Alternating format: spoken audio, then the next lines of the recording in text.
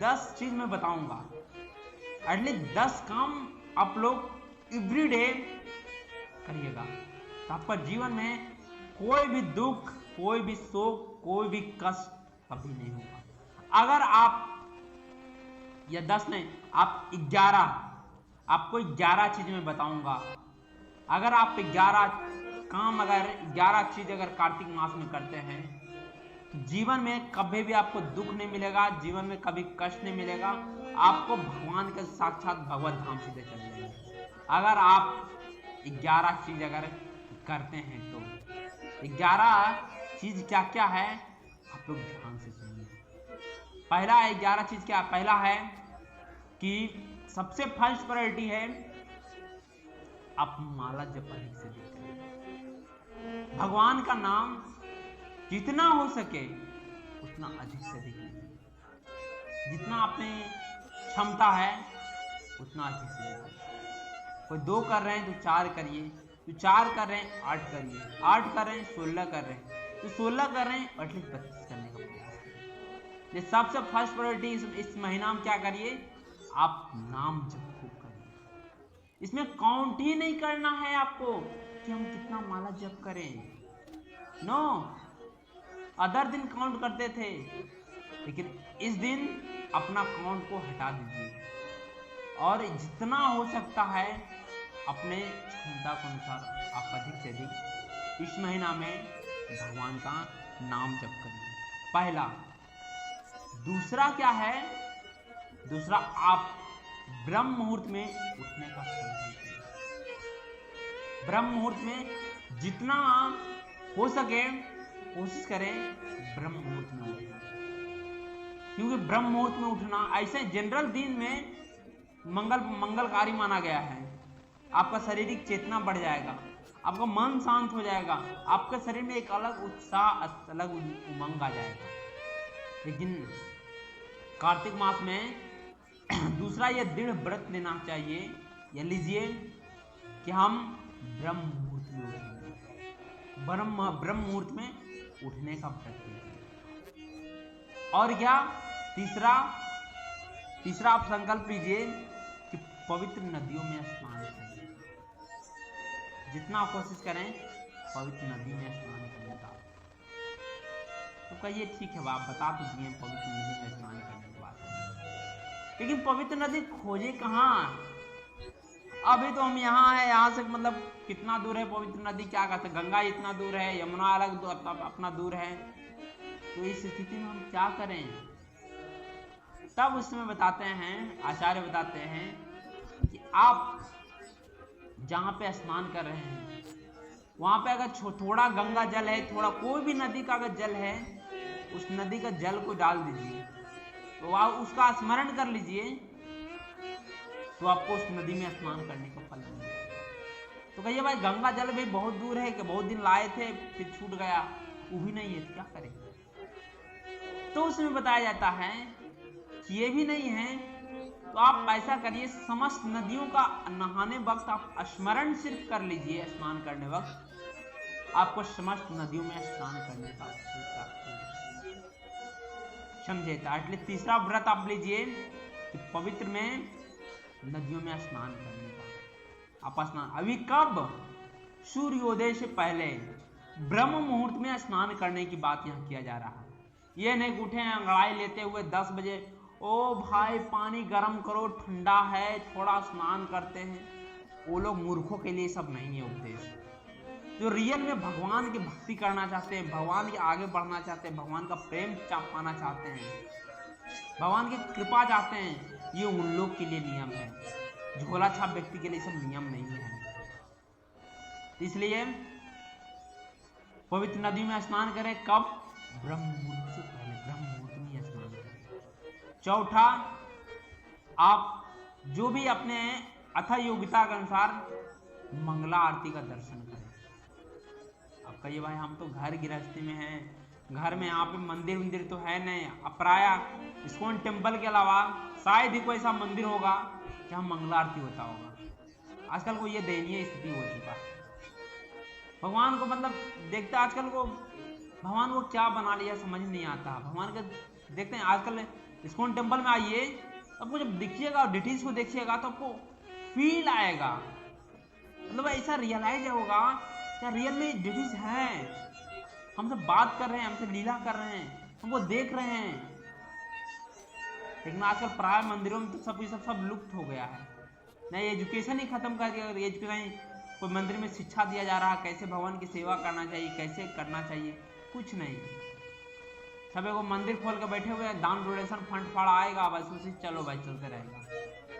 ये स्थिति आ चुका है। तो जब ये नहीं आप कर पाते हैं कि मंगला आरती दर्शन नहीं कर पाते हैं, तो एटलीस्ट प्रयास करिए कि सुबह सुबह रोज आप भगवान की आप कथा सुनिए। एटलीस्ट अगर आपसे पॉसिबल हो तो आजकल तो ऑनलाइन भी व्यवस्था हो गया है, यूट्यूब में बहुत सारे इस्कॉन मायापुर है, इस्कॉन वृंदावन है, सब लाइव 4:30 लाइव हो जाता है, मंगला आरती चालू हो जाता है।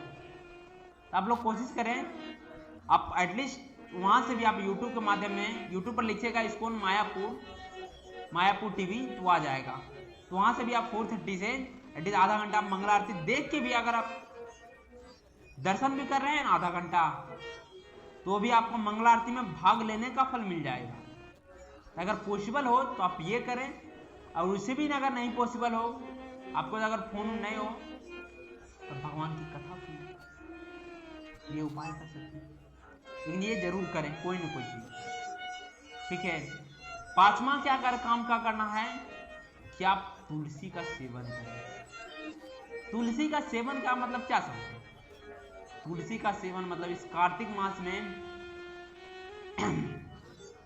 तुलसी माँ को सेवा करनी चाहिए, उनके जितना अधिक से अधिक सेवा कर सकते हैं, क्योंकि कृष्ण को प्रेम देने वाली है, कृष्ण प्रेम प्रदान करने वाली कोई और नहीं, ये तुलसी महारानी है।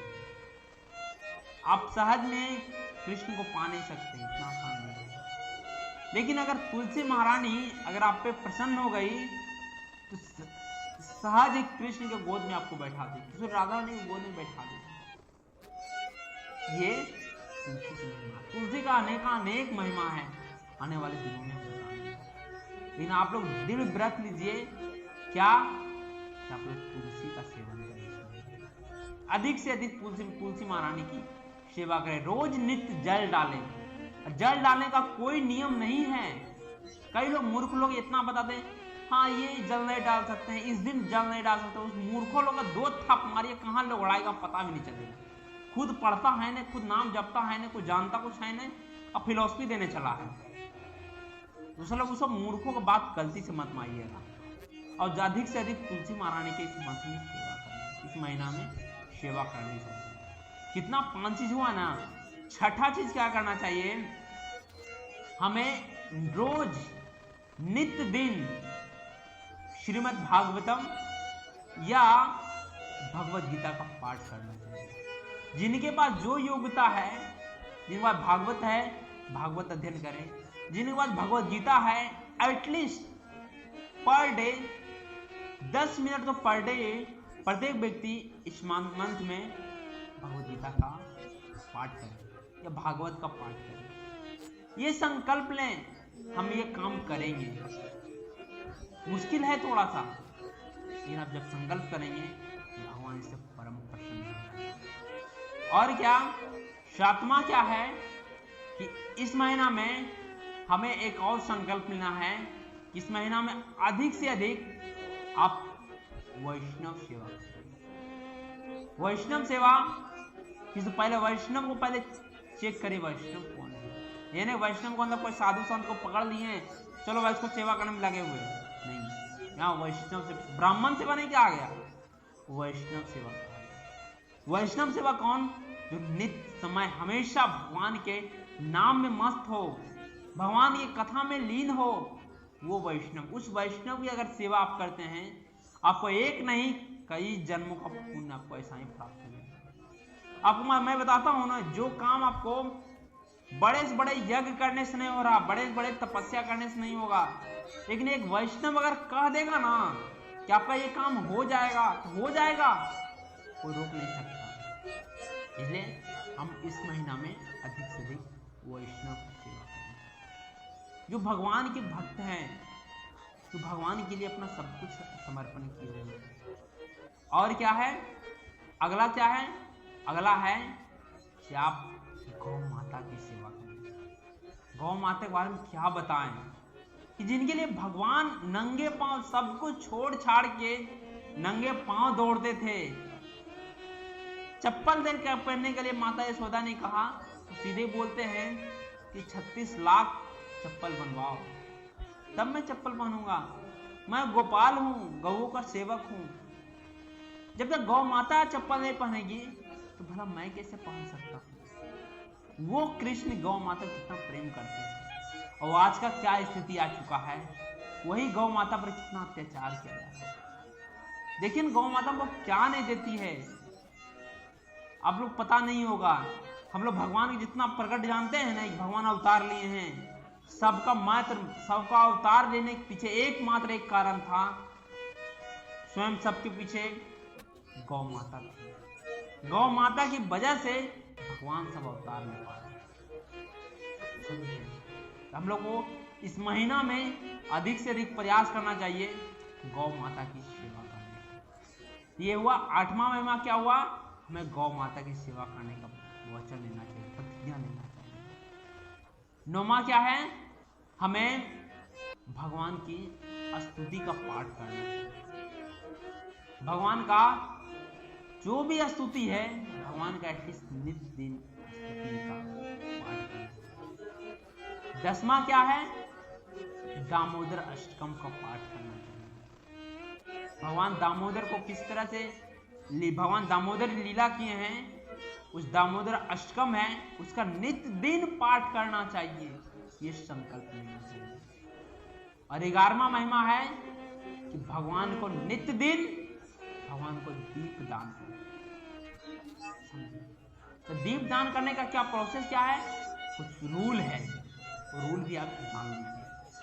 अगर आप दीप दान करते हैं तो हम लोग तो दीप दान, आप देखें ना आजकल तो पूजा करता है, पूजा का सिस्टम ही पता नहीं है या पूजा कैसे करना चाहिए। जब दीप दान करते हैं भगवान को तो देखिए कैसे 4 बार आप घुमाइएगा किनके पास, चरण के पास, फिर दो बार भगवान के मिडिल के पास अर्थात भगवान के नाभि पर 2 बार आपको घुमाना है।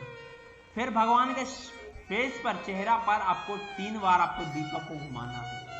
फिर आपको भगवान का फुल बॉडी पर आपको 7 बार घुमाना है। ये हुआ फुल पूजा, ये हुआ भगवान का या दीप दान करने का ये विधि है। पहला 4 बार चरण में, 2 बार नाभि में और 3 बार फेस में और फिर 7 बार किनका, भगवान को होल बॉडी पर। ये तब आपका क्या कर सकते हैं, माना जाएगा आप रियल में भगवान का ऑफरिंग। जब आप इस तरह से करते हैं तो भगवान परम प्रसन्न हो जाते हैं और अपने आप को बेच देते हैं।